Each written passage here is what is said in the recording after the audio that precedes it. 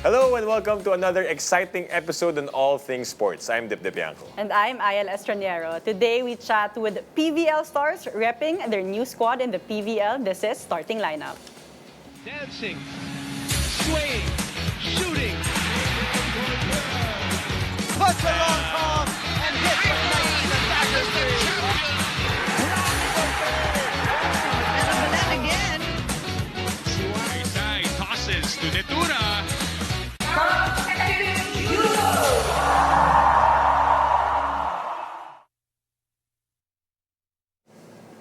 PVL opening weekend is in the books and the Capital1 Solar Spikers have debuted their new lineup featuring our guests tonight. Welcome to the show, Pauline, Gaston, Shaya Adorador, and Jasmine Nabor. Guys, welcome to the show.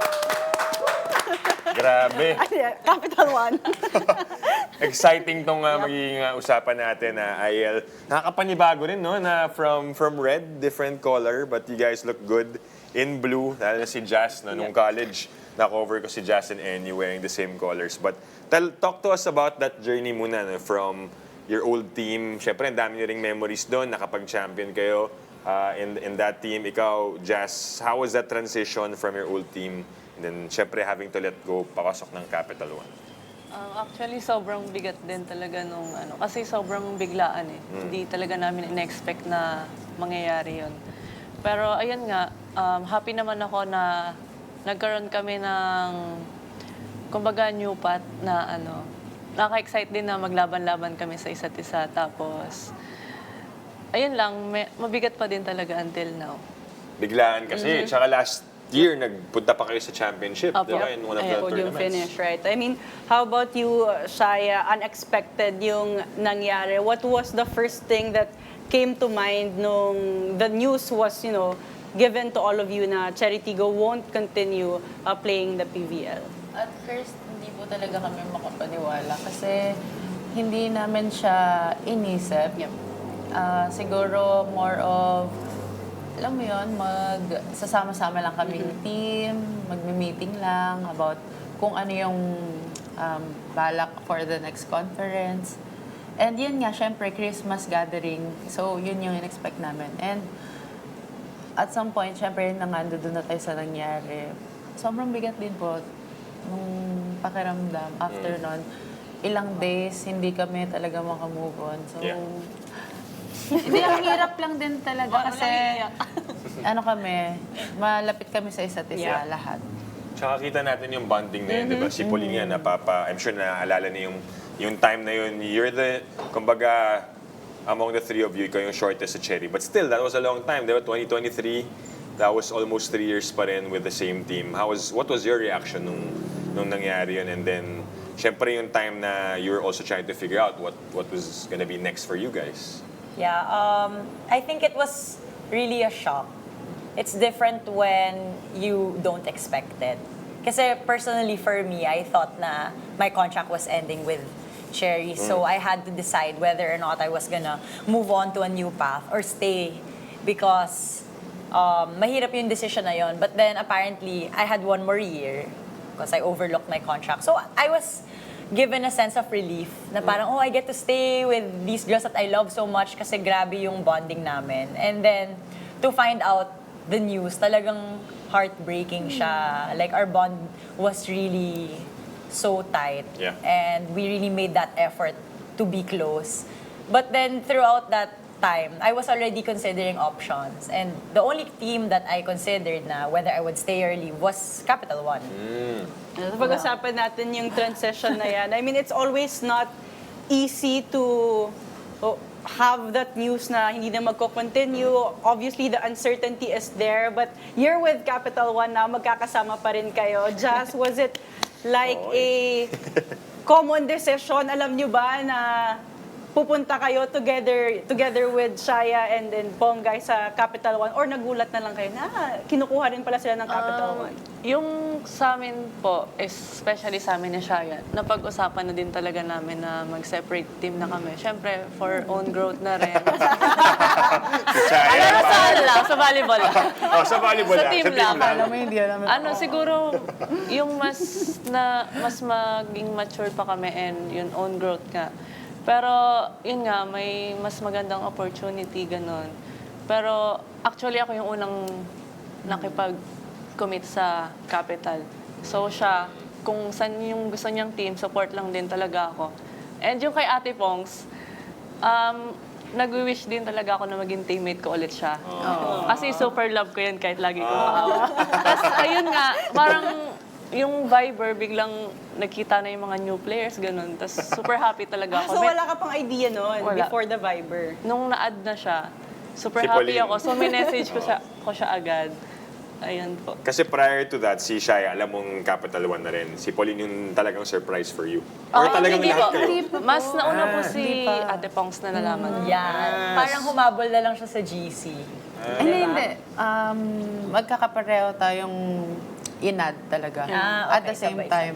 Sabay-sabay naman. So, nung sinabi ni Jasmine na, Shaya, baka it's time for us to try and go different teams. Anong nangyari doon? Anong deciding factor mo? How did that happen? Na talagang same team pa rin talaga tayo pinagsama eh. Di, totoo naman. For our own growth. Ganun. Pero, syempre, at the same time, masaya pa rin ako na kasama pa rin si Jazz. Kasi kilala niya na ako, kilala ko na rin siya. And, Magkakilala kayo?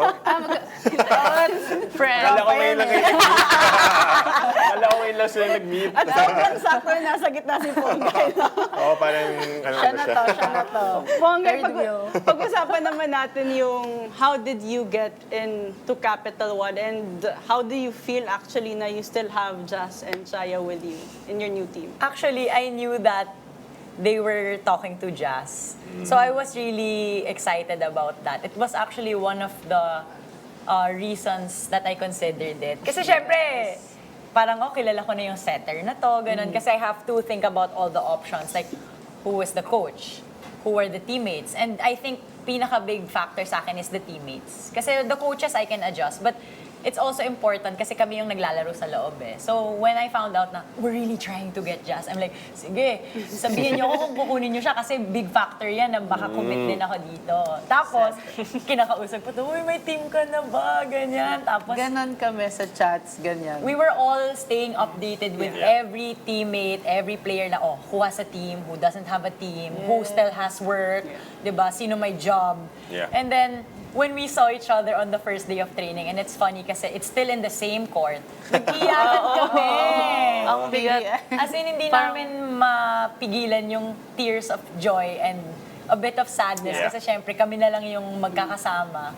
Pero it's nice to know that you already have people who have your back na you don't have to kind of build the relationship. It's already established. Pero syempre, we're still gonna work on our relationship every day. Yeah. Yes. Kumbaga bittersweet nung pagdating niyo doon. Siyempre, naalala niyo yung past trainings niyo with your former team.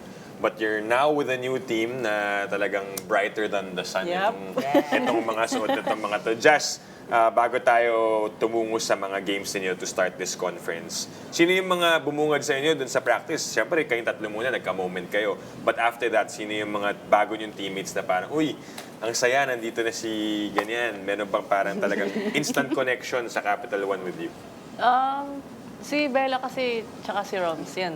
Naging Sa teammate. NU. Opo. NU high school. Ay, si Bella naging teammate ko nung high school. So, ayun, sobrang welcome talaga ako, especially.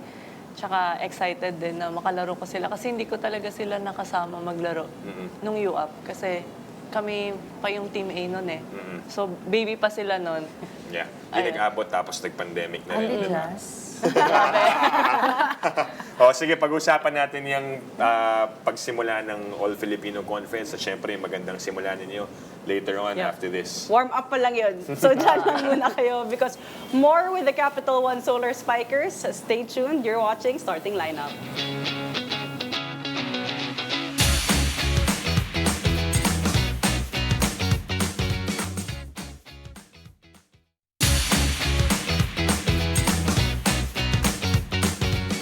Welcome back to Starting Lineup. Still with us are the key additions of the Capital 1 Solar Spikers, Pauline, Gaston, Shaya Adorador, and Jasmine Nabor.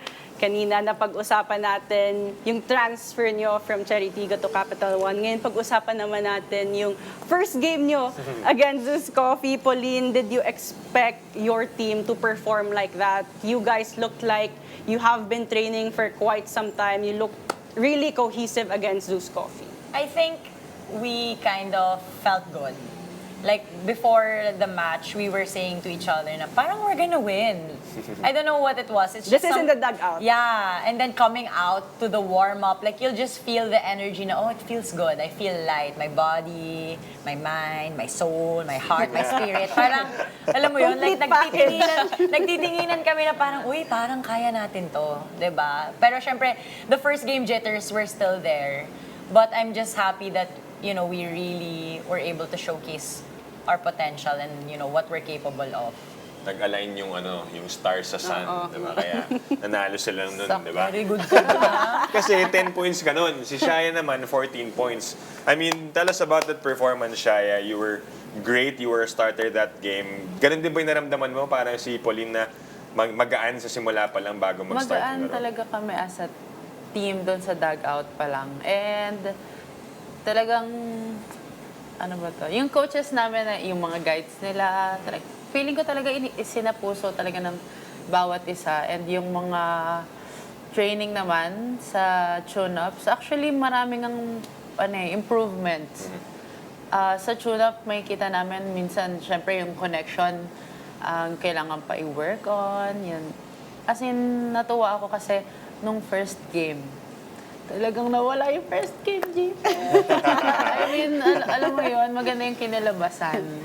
Thank you, Lord. Yeah. And that's really a good sign because, again, majority of the starters in your team in Capital 1 are you guys, bagong players. So it really takes time to build that chemistry. Pero pinakita niyo na agad. Sabi nga ni Pauline, yung potential ng team. But just you were on the sideline in that game. You played in your second game in next leg. We'll talk about that later. But for you, watching them play against Zeus Coffee, what do you think allowed your team to get that win? Super happy and nagulat din talaga ako, to be honest. Kasi, parang sa mga trainings and tune-up, yun yung pinakamagandang, grabe yung connection talaga nila. Kasi yun talaga yung binibuild namin, yung connections. Kasi nga, ilang weeks lang, tapos PVL na agad, tapos ilan kaming na-add. So, ayun, nakakatuwa talaga. Sino sa mga teammates niyo? I mean, daming magaling na ginawa yung game na yun. Si Rachel Gervina, Bella Belen, they played so well also. I mean, how was it being on the court with them for you, Pauline? Kasi silang dalawa ba, parang first time mo rin naging kakampi? Yeah, first time ko rin sila makasama. First time ko makasama si Bella. Yeah. Like, ang saya na pwede kami mag-angasan doon, and then we're always laughing and smiling. And, you know, even if we're down, like we were down in the third set, like, I think each player is really doing their best to uplift each other. You know, we have Iris Tolenada and like Ezra Madrigal. So, ang saya kasi, we're really trying to figure out the best way for how we can all perform. And I'm just happy talaga na we got some, you know, Isa Jimenez. You know, like the stars really came out in that game and hopefully we're able to bring it out in each game. Pero syempre, mahirap yun kasi marami talaga kaming pagdadaanan, especially in the pros, di ba? I mean, you all shined in that game against Zeus. So parang si Shaya nga kanya na, thank you, Lord, kasi nakuha niyo yung panalo, and just saying na parang yun yung best performance niyo so far talaga sa team. And what a time for it to come out during a game in your first game, right? But Shaya, siguro talk about naman yung system ni Coach Jorge because obviously you are new, it's a new system, very different probably from your old system.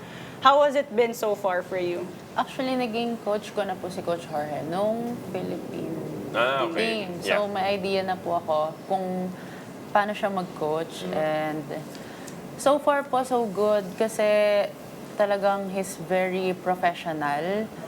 Lalo na sa mga tactics. Talagang hini-help niya kami, bawat isa. And kung ano po yung mga adjustment na talagang pwedeng gawin ng team. Depende sa kalaban, sa opponent. Nabanggit nga rin ni Pauline yung mga adjustments na yan, yung it'll be a long conference, there'll be challenges, and speaking of challenges, yun nga, yung second game, doon na parang may test talaga against the next Red Chameleons na. Of course, we know majority of their players came from the champions, diba, Petragas. For you, Jas, when you saw action in that game, ano yung parang naging dating sa larong yun for you guys? Help me. Call a friend. Help me nung time na yun, o help me ngayon. Ano ba? Nakakahinayang lang din talaga kasi sa end, parang sa end game kami, Kinapos. kinakapos. Pero yun nga, malaking, yun, tawag yun, lesson. Yeah. So, sa next game namin, yun yung kailangan namin pagtrabahuhan pa. And happy ako na nakabalik na ulit ako. And nung nasa gilid ako, parang na-excite talaga akong pumasok. Parang dati kasi pressure na, parang, yun nga, yung sa kumpiyansa ko, ganun. Parang bumaba yung tingin ko sa sarili ko. Pero that game, super excited ulit akong maglaro. Kasi, parang gusto ko maka-help sa team. And it did really show that confidence you had, especially in sets 2 and 3. Pauline, pag-usapan natin yung set 2.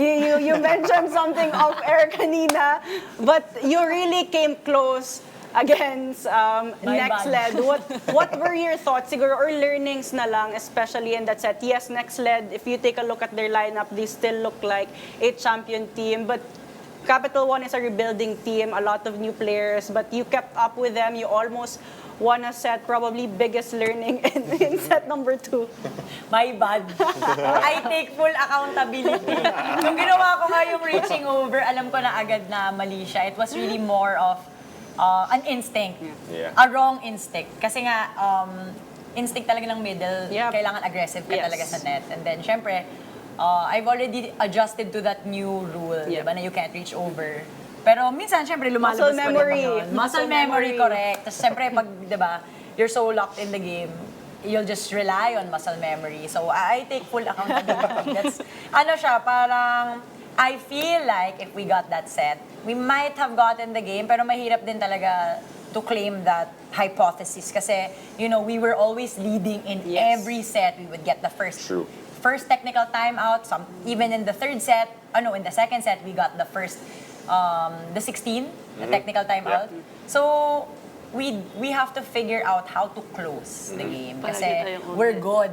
It's not enough to be good though. That's what Coach George said. Like he said, we have to know how to win. And I think that will come along in our journey kasi Yep. yun nga, nag-a-adjust din kami. Kaya din siguro the first game against Zeus, they're also adjusting without AC Minor. Diba? Yes. And then Correct. their new players are also inside the game. So with us also, we're also adjusting. So hopefully, we will learn from our mistakes. Hindi na po yan mangyayari Tsaka, I'm sure na-forgive ka na. Tsaka you also shouldn't be too hard on yourself. Kasi nga, second game pa lang yan, di ba, with your new team. Marami pa kayong matututunan. Tsaka mahaba pa yung confidence. Alam naman natin, Sobrang haba alam naman pa. natin yung format ngayon, di ba? Ang daming chances pa for you guys to get back in. It's only the beginning. And syempre, tuloy-tuloy lang yung learnings ng Capital1. Okay, more volleyball pag-uusapan natin. Lilipat naman tayo from PVL sa UAAP dahil opening na this weekend. So stay tuned. You're watching Starting Line.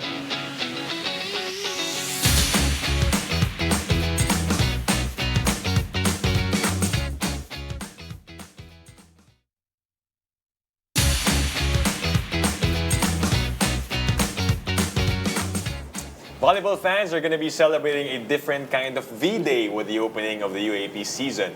And it's perfect timing that we have three former UAAP stars still with us. Pauline, Gaston, Shaya Adorador, and Jasmine Nabor. Guys, this weekend na magsisimula ang UAAP Season 88 Volleyball. Namimiss niyo ba yung energy pag UAAP? Ikaw Shaya. Sa energy. Hindi, syempre marami namang pinagdaanan talaga yung UE.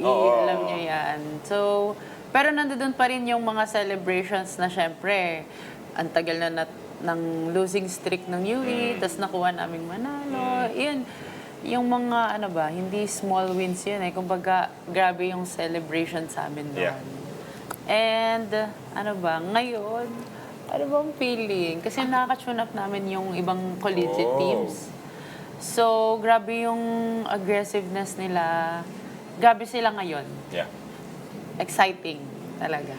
Si Jas naman, NU has been in a good streak for the past years, and you also played for NU, and even in NU Bullpups, si high school. Yes. Mention mo kanina, naging teammates pa kayo ni Bella Belen. What can you say about the entire growth of the NU program?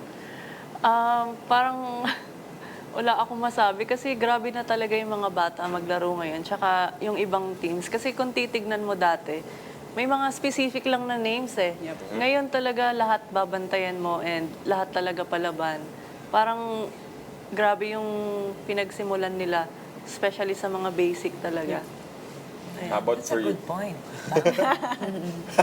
Ano masasabi mo doon? Ano masasabi mo doon? No, she's right. Like, there are really a lot of players now. Like, when we were discussing it, di ba, off-air yung mga teams na nakalaban namin, di ba, ang dami ng Magagaling. players na you're looking forward to watching kasi they're also improving. Grabe yung volleyball ngayon. They're so lucky.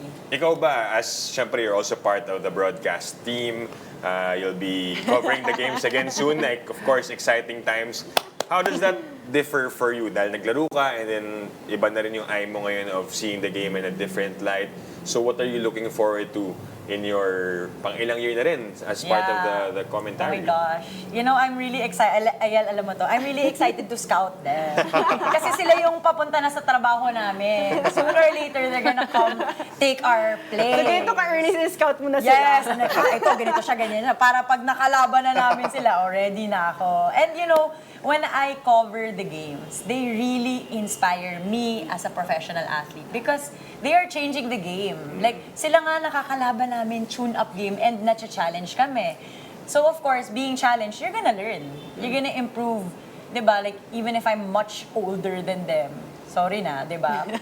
I'm still able to improve my game because they're teaching me something and hopefully, they're also learning from us, yung mga ates. Diba? Si Shaya naman, you mentioned earlier na nakaka-tune up nyo yung ibang teams, but I'm sure you've also watched, you know, the games in the previous seasons. Siguro sa'yo, sino yung parang very big contender nitong season 88? For me, sa mga naka-tune up pa lang naman, hindi naman lahat. Pero for me, Adamson talaga. Kasi, kompleto sila, may setter sila. Magaling din yung libero nila. And may pumapasa silang OH. And yung opposite nila talagang maasahan mo. So, Lalo kompleto. na yung Middle. yung blackers Middle. lalo. So, kabang-abang talaga sila this UAAP. Ako yung opening game nila, Ateneo, I think, diba, this weekend. So, talaga? alam ko sila yung maglalaban eh. So, aabangan natin yan. But, syempre, yung, sa batch ba ngayon ng mga players, meron pa ba kayong naabutan in your time? Wala na. Ako, no? wala. Wala na ba? Or closest? At least meron ba kayong nakatraining pa nung high school sila, tas college kayo? Si Jasmine. Ako si Bella, high school lang po eh. Parang siya na yung pinaka na umabot sa'yo. Yung team ngayon ng NU, wala na rin. Wala na po. So ngayon na itong new generation naman of NU, si Shaya, sinabi, Adamson, ikaw ba tingin mo, NU, ganun pa rin? Nakatitig si Pauline, no? Waiting for your analysis. Actually, sila ka-tune up namin kayo. Kanina? Maganda palang pag-usapan yan. Without really spilling or telling us anong resulta, kamusta yung galawan ng Lady Bulldogs? Makikita mo talagang buo talaga yung nila and parang iisa lang talaga yung system na sinusundan nila. So, sobrang gaan nila tignan talaga sa court. Ayan. This is gonna be a hot take for Pauline. Your final four Oh my prediction God! for the I knew you were gonna ask me that. Kasi kahit hindi mo ako tatanungin, I'll just answer. This is my final Grabe, ang init forecast. Don't bash me. This is just my Literal take. na solar. Kahit walang ranking. Yeah, no, not in any Yeah. order. Just based on what I'm seeing, based on yung mga silip ko, yung scouting ko. Kasi, And yung diba? tune-ups nyo. Yeah. I would say LaSalle, Adamson, and UST. With no order yan, No order. Like, parang they'll Yeah. have a run for my money. Yun yung nararamdaman. What made you say that? Kasi nakakasilip ako eh. Nakakasilip ako. Nakakapasok na ako sa LaSalle din. Nakapasok na ako doon. Nakapasok na ako sa Adamson. Di ba parang nasilipan ko na sila. So, di ba, there's Perdidos coming back. Correct, Di ba? Tapos nakasilip na nga kami sa Adamson. Grabe yung pag-scout nito. All access eh. Diba? All access sa production, all Totoo. access sa mga... There's nothing like the All around. UAAP, pero bilog pa rin ang bola, guys. Galing. So abangan natin by the end of the season, babalik ka dito dito to really Okay. talk us through that. Kung sila ba yung nakapasok at si Jazz at Shaya naman tatanungin natin next time. But thank you so much, guys. So, of course, we're inviting everyone to watch the UAAP. But for you guys, see you in the PVL and good luck sa rest of the All-Filipino Conference. Jazz, Pauline, and Shaya. Thank you and stay healthy. Mahaba pa Yes. yung PVL. Okay. Don't forget to catch the UAAP Volleyball opening on February 14 and the Premier Volleyball League on Pilipinas Live. I'm Ayan Estranero. And I'm Dip Dipianco. This is Starting Lineup.